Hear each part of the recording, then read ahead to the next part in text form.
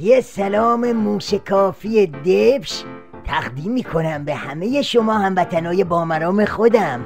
آقا دیروز بوزقلمون نظام که همون صدیقی آبگور گیر باشه رفت تو جمعه بازار ولایت تا دلواپس بسیجیا رو ببره به صحرای عراق و یه ذکر مصیبت حسابی واسه برباد رفتن آرزوهای ولی فقیهش بخونه.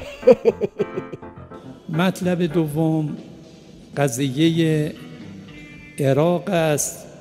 این فاجعه شورش یک فرقه آدمکش وحشی که کارش کار سفیانی هاست و این گروه و ریشه های این گروه که جریان تکفیری خشن از روزی که آغاز شده تا به امروز دائما کارش آدمکشی، خشونت، ایجاد فتنه و ایجاد اختلاف بوده و این کار از ابتدا مال انگلیس بوده، در ادامه مال امریکا و دنیای غرب بوده که امیدوارم به همین زودی دامن خودشون رو بگیرد.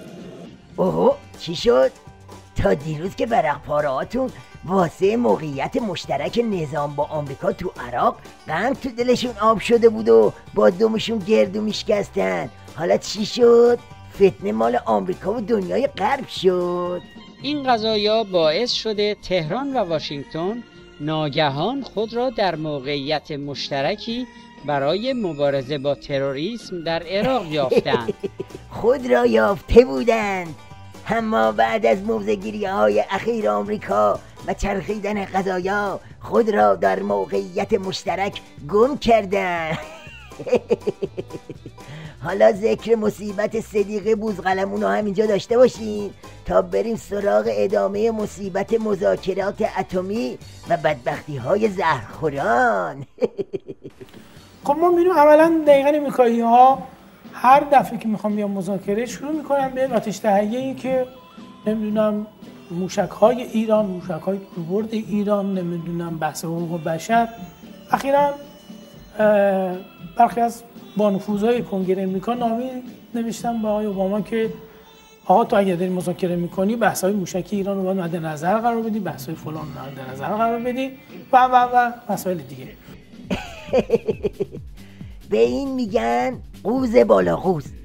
از اون طرف گیجی از ضربه عراق و مصیبت منطقه‌ای، از این طرف سر گاو ولایت و مذاکرات اتمی و زهر موشکی و مسائل دیگه. آقا اوضاع به قدری خفنه که ممجواد زخیم با اون لبخندای ظریفش جای روحیه دادن و اشبه‌های شطوری کارش به روز خونی کشیده و از روند مشقت بار دم میزنه. روند پرمشقتی خواهد بود، زمانبر خواهد بود.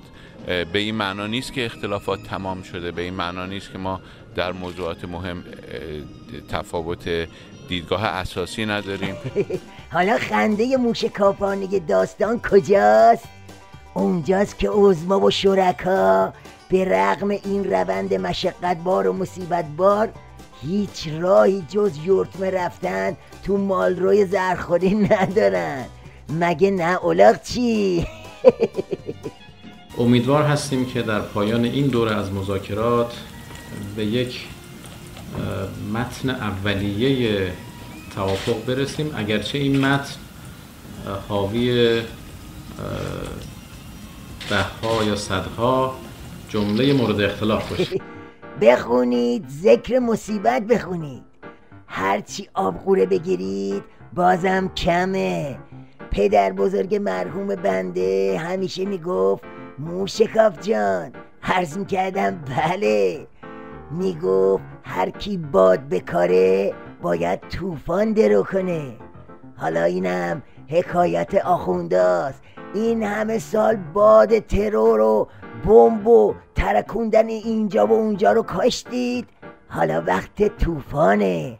همچین میاد میزنه به عمود خیمه ولایت که نه از تاک نشون بمونه و نه از تاک نشون. قربون مردم ایران.